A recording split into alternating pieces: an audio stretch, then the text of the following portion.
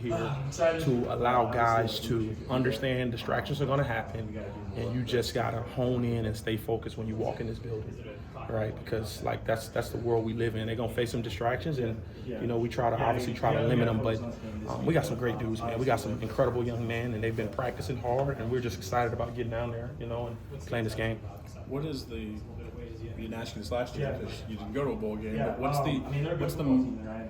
the balance of trying to put together a 2025 roster while trying to prepare to win this football game? It's a lot. It's obviously really, really hard on coaches, but that's what we sign up for. You know what I mean? Like, I love it, man, because you get a chance to instantaneously upgrade your roster on top of developing the young guys that you have, and that's just the framework we're in right now. And I know a lot of people are making a huge deal about it, and it is a big deal, but it's like, dude, who are the powers that be? When are they gonna do something about it?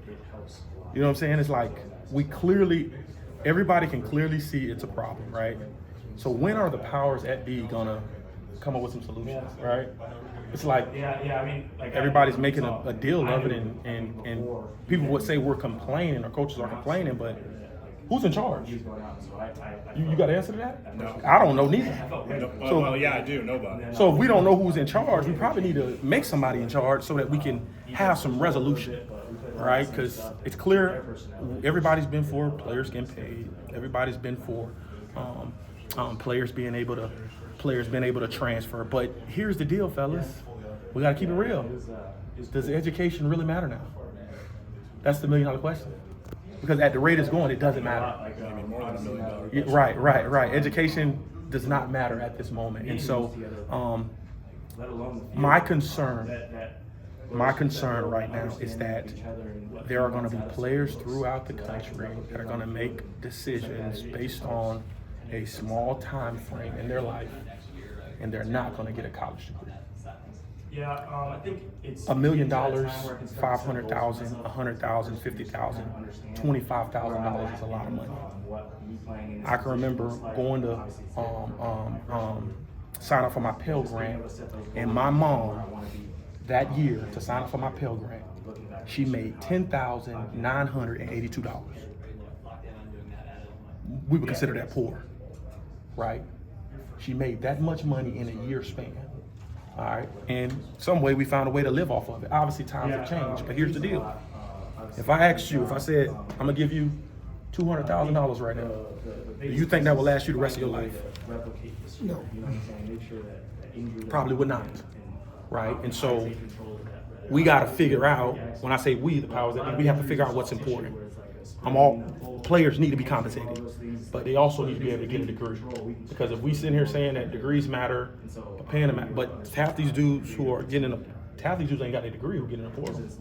Like, that's just what it is. And so we just got to come up with some solutions. And I'm hoping that once bowl season and the season is over with, that whoever the powers that be is, because obviously we keep talking about the NCAA, but they ain't got it figured out. But also finding ways outside of their Everybody looking around trying to figure out what's going on, and it seems like nobody has answers. And I'm all for it, man. It's all, but what's going to happen is everybody's happy and excited right now, but 5-10 years down the road, there's going to be massive repercussions for it, and we gonna sit here as adults and say, man, we should have did some of that. So far, it looks like you're going to be playing South Carolina with all your key guys, as far as we know. But how big, and not just that, but next year too, how big is that to retain your guys and bring back that experience to the field next year that you had on the field this year? It's massive, right? And anything can happen, like having our, like, we always talk about, like, guys being in the moment and just, to play this game is a great opportunity, right? Like, I think about Coach Dimble. Right, I think about obviously him being in the building one day and obviously passing the next. And so it's just, you try to, as a coach, I try to put things in perspective for our players, right? Like you're going down to get ready to play in a bowl game in Florida. Got a lot of guys from Florida for the 10th win against a really incredible SEC team. We're historically, I think we're 0-6 versus the SEC team. Like, this is a great opportunity for us. So let's maximize this, man. Let's not worry about tomorrow or 3 weeks from now. Let's take advantage of what we got now. It's clear as day. Like, there may be some guys on our team that it'll be a different team next year. It's gonna be some guys graduate. It's gonna be some guys leave to go to the NFL. That's just what it is. But right now, let's enjoy this, right? Like we call it family for a reason. Like let's enjoy the time we got together. And when this thing is over and done with, we'll deal with it accordingly. But a great opportunity for this program, a great opportunity for the state, a great opportunity for the city. So we're just really, really excited about not only just being able to have this opportunity, but taking full advantage of it. Here's Matt Bailey right now in your bowl practices, because I remember 2 years ago when Sidney Brown opted out, Matt Bailey had to play every snap in that bowl game. Just the way Who's Matt Bailey out there right now in that bubble? You're talking about outside of Matt Bailey? Yeah, I'm like, who's the next Matt Bailey that's going to have to, that you're giving a lot of reps to right now in his bowl practices? Who's the next? That's a tough question. Who's the next Matt Bailey, man? That dude is really, really good. But I will tell you this: some younger guys I'm really excited about. Tanner Heckle is unbelievable. Vernon Woodward has been absolutely incredible. Juice Clark.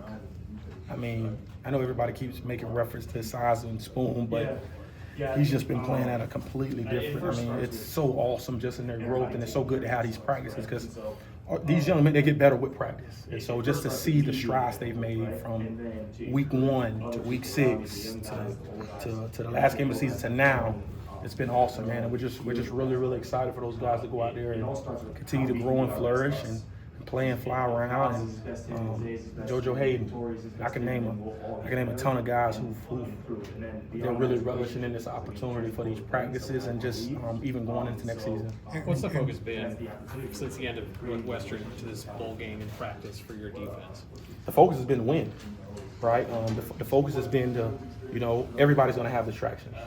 Right, and we address them and talk about them daily. Like distractions, obviously, are going to show up. They're going to be there. But how do you, once you hit the field, how do you stay focused? Because to be honest with you, the team that can stay the focus the longest, the team that's going to win. There's distractions on both sides, right? I know they had their OC just got a new head coaching job, right? So there's element of distractions right there. I'm sure they got guys in the portal just like we have guys in the portal. Like it's a distraction on all parts, but how can we stay focused? And so it's just like that's been the main thing. The main thing is just been owning the moment, right? Truly staying focused to what's at hand. Let's take it a day at a time. When this thing's over, we'll deal with it accordingly. But I think the guys have really bought in there. They're practicing lights out right now, man. They're flying around, communicating at a high level, and it's been really good. With a month between games, how much does the Northwestern game inform the South Carolina game? Usually it's a Saturday to Saturday, Yeah, it's two completely different game plans. Obviously, two completely different opponents. They're not similar in any regard. Well, I'm sorry, what I meant is you're coming off one game, and it's like, okay, we need to make these corrections off that game. Is it the same because there's a month? I think it's yes and no. You don't change what you've been doing, which is giving you success. We've won 9 games here this season, right? And now obviously that's not the end all be all, but you talk about coming here and making progression, and I think we've made some really good progression over coaches 4 years here, but the reality of it is we're trying to win the 10th game, and obviously things do change. I think the biggest thing is just guys just getting healthy. We had some guys banged up at the end of the year, and it's been absolutely awesome to get a lot of those guys back. We had like a month window. They're gonna have a chance to go home and hang with family for Christmas. You know what I'm saying? And so I think the important thing is that you don't change what you've done. You find ways to tweak it or make it a little better, or based on the opponents you have, maybe you can add something here, add something there, but you don't holistically change everything you do. You kind of try to tweak it and try to find your strong points. And at the end of the day, it's about football's about taking the ball away and tackling, man. We got to tackle at a high clip. We got to take the ball away, and so that's been a point of emphasis. Aaron, you guys signed somebody, so you can talk about him. Leon Lowry. What does he bring? What do you hope he adds to your group? Yeah. Obviously, that's been incredible to add that guy, man. And I just think his value, right? I think the key thing is looking for somebody who's played in this conference, right? Who has a lot of experience, and that's just something that you can't teach, man. I can remember being a young position coach, and I can remember Coach Dave Dorn grabbing me one day, and he was like, "One thing you can't replace is experience." That cat's got a lot of experience, and just to watch him kind of run around and what he's did on film, it kind of went without being said. If you can add those kind of pieces to what you already have. Like we have an incredible, and I know Coach don't like using this term here. We have an incredible system and an incredible culture, right? We care for these guys in high regard. You talk about pumping them out, getting ready for them to play in the NFL. We've done that, right?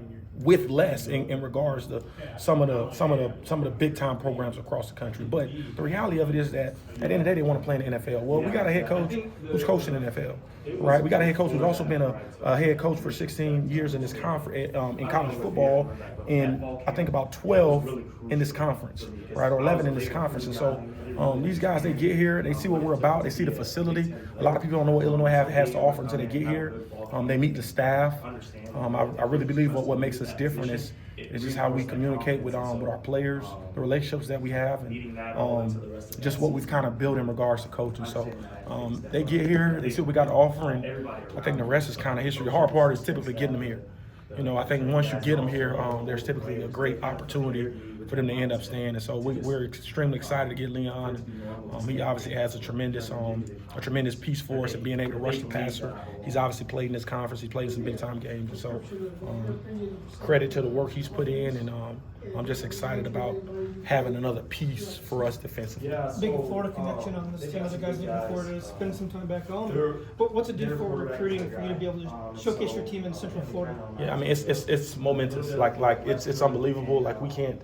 I know there's going to be some recruits down there in that area, right? I'm sure going to go to the game, but you're playing in Orlando, Florida, right? And so there's talent. Kirby Joseph, right, is from Orlando, right? There's a ton of talent, right? You got Dennis Briggs, who's from the Orlando Kissimmee. I mean, there's a ton of talent in that area, talent in Tampa, talent south of that area. I mean, anytime you can go down there and play again, it only benefits us in regards to recruiting. I mean, we got a ton of guys from just the Florida area in general, and it's just a bonus for us to get down there and obviously play and have a chance to play an SEC opponent and be on national TV. I mean, it's just all good pub, but it does benefit us in recruiting. And I look at your secondary, and all those guys can be back, and it kind of reminds me of the end of 21, going into 22. What's that continuity do when you have returning starters at 5-ish positions like that? Yeah, I mean, it's super important, you know. I mean, I think anytime you're replacing,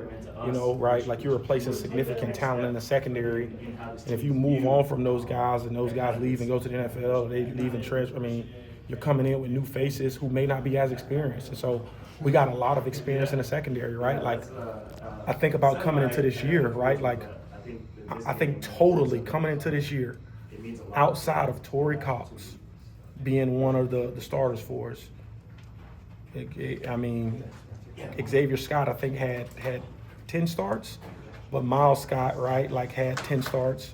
You know, but there was a lot of other guys who Matt Bailey had started, I think, 3 or 4 games, right? I think about Tyler Strain hadn't really, he played a little, but he hadn't really started a significant amount of games, right?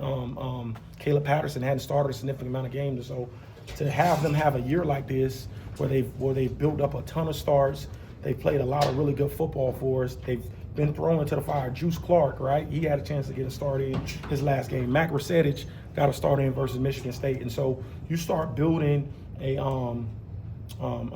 brotherhood that's really tight. Guys are cheering for each other's success. Guys want other guys to succeed. And then you have a cat like Xavier Scott, who's obviously an incredible talent back there, but who's also a leader, right? Who guys look up to, right?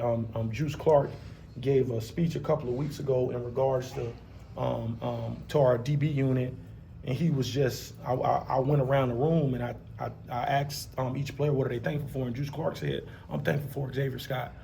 Man, tears almost came to my eyes because when he said it, there was so much conviction, right? There was a lot of conviction, and you can tell how X has kind of took him under his wing. You can tell the brotherhood that they formed. You can tell X has been kind of just trying to show him the ropes, and so those are the kind of dudes we have here, man. Like we got some incredible young men, dude, and it's just a byproduct of Coach talks about tough, smart, dependable, of the kind of talent we recruit out of high school, the kind of talent that we recruit out of junior colleges, and the kind of transfers we want to get in here. Listen, we don't need to find the best player.